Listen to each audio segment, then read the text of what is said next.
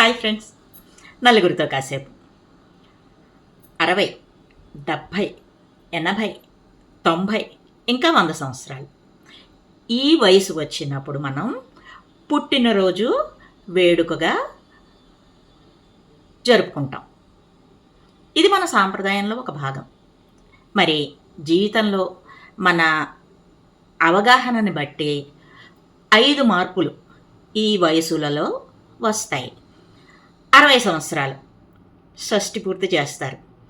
ఈ వయసులో మనకు ఇంకా ఎంత సంపాదించాలి అనే కోరిక తగ్గి మనకిప్పుడు ఏం కావాలి, ఏది ముఖ్యం అన్న ఆలోచన మొదలవుతుంది. 70 సంవత్సరాల వయసు భీమరథ శాంతి పుట్టినరోజు పండుగ. ఈ వయసులో వాదించి గెలవాలి అనే థీమ్ మరుగైపోతుంది. బంధాలను నిలబెట్టుకోవాలి అని గుర్తిస్తాం.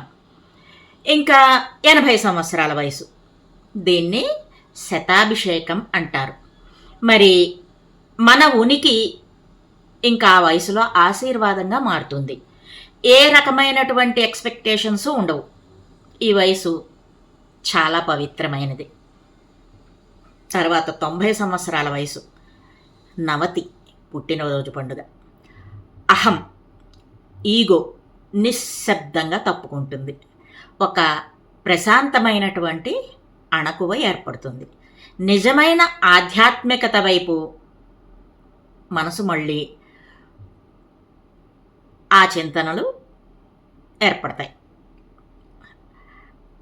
100 సంవత్సరాల వయసు శతమానం. ఈ వయసులో జీవితం పరిపూర్ణతకు చేరుకుంటుంది.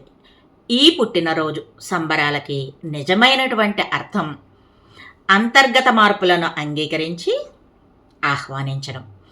మరి వయసు పెరగడం అంటే బలహీనపడడం కాదు.